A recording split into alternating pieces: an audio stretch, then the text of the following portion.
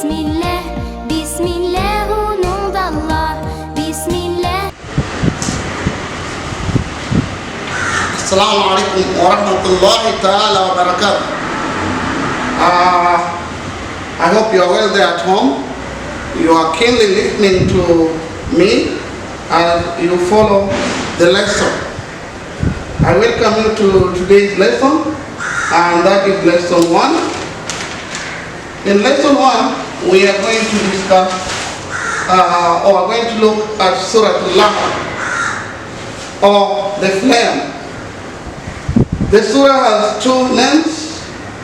The first one is Lahab itself. We call it Surah Al-Lahab, or we can call it Surah Al-Masad. So you can be asked in an examination, what is the other name of Surah Al-Lahab? You say that the other name of Surah Al-Lahab is Surah Al-Masad.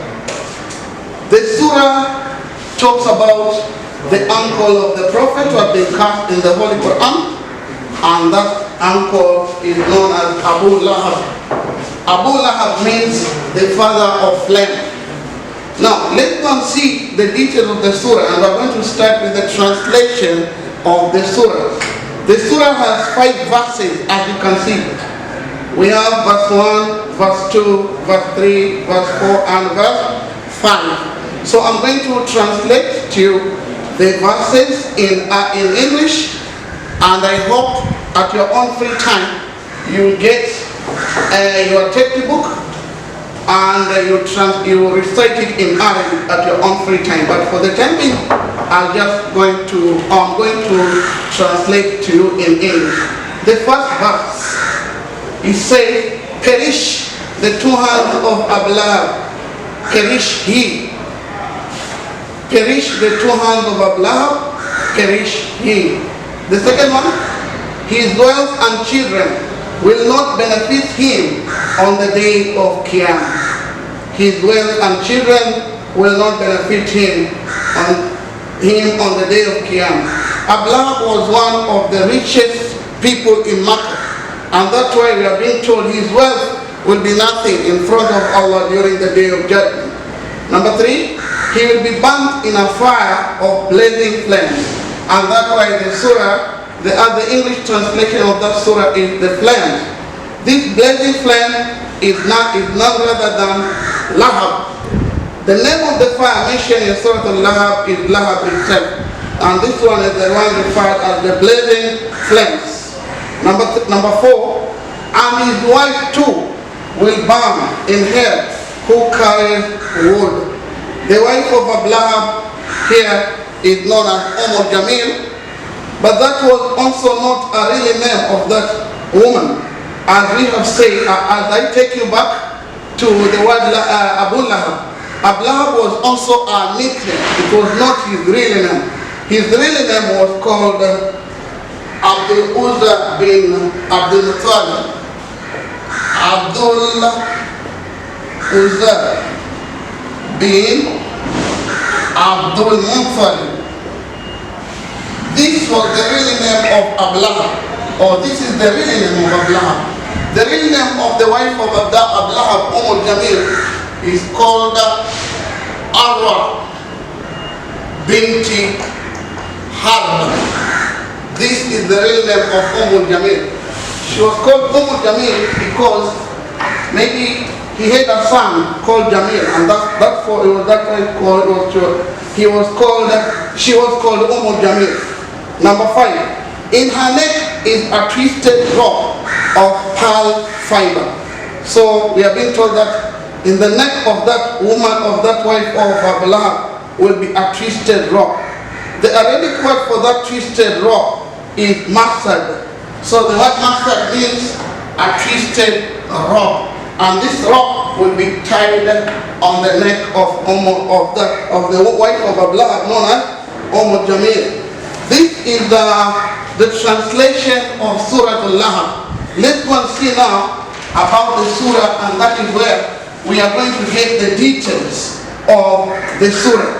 So the first one is that says that about the surah, it curses Abu Lahab and his wife for opposing the Prophet and the religion of Allah in public.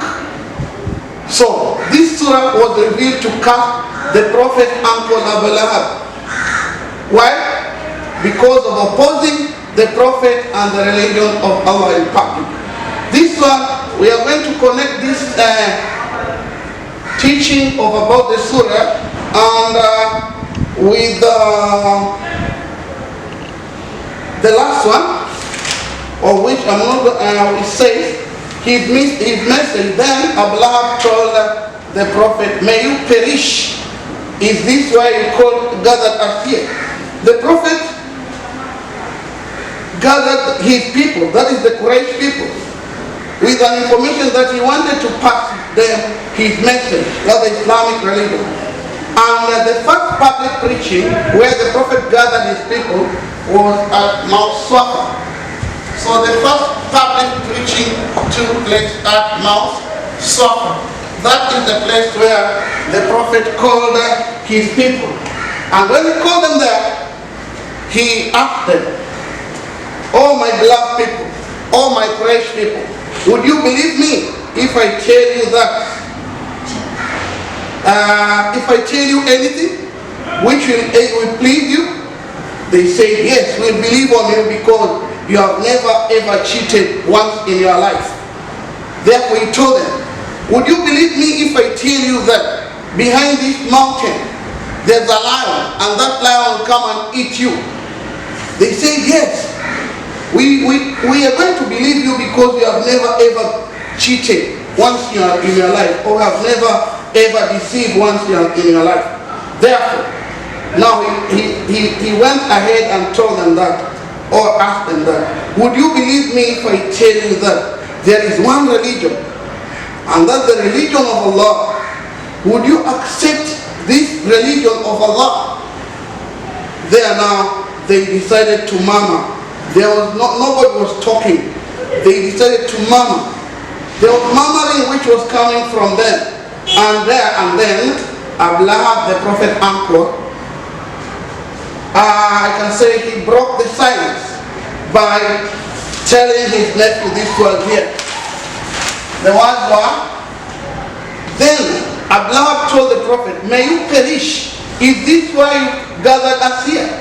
So when the Prophet's uncle Abu Lahab told his nephew these words, the Prophet was astonished. He was afraid. He became worried. The other Quraysh people were moving on, or they went on mocking the Prophet. And therefore, Allah did not waste time. Allah did not waste time at all. He had to reveal Surah Allah to the Prophet. This Surah Allah was revealed to the Prophet while Abu Lahab was still alive. And here, the aim was that Allah wanted the Abu Lahab to see that whatever he had done was very wrong, so that he could repent to Allah. But Abu Lahab did not do that. What happened is that Abu Lahab died before, while the Prophet was still alive, and we are being told that the punishment started straight away when he died. His body was not buried. His body was carried, and then it was thrown to the forest to be eaten by wild animals. So, the Surah Allah, it teaches us about that. It teaches us that whatever evil acts you plan regarding to the Islamic religion. For example, the Prophet was spreading this, he was given this religion, and this was his first time. So he wanted to make sure that the Islamic religion comes to an end immediately. He wanted to put down the Islamic religion. This is Allah, but Allah had to show him that he is not above the power of Allah. And therefore, Abu Lahab he perished because of abusing the prophets at the public preaching at Mount Safa.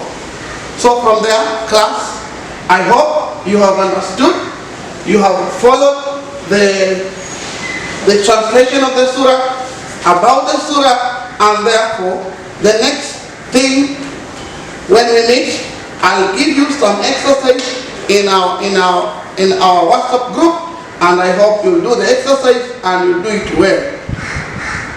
I've come to the end of my lesson.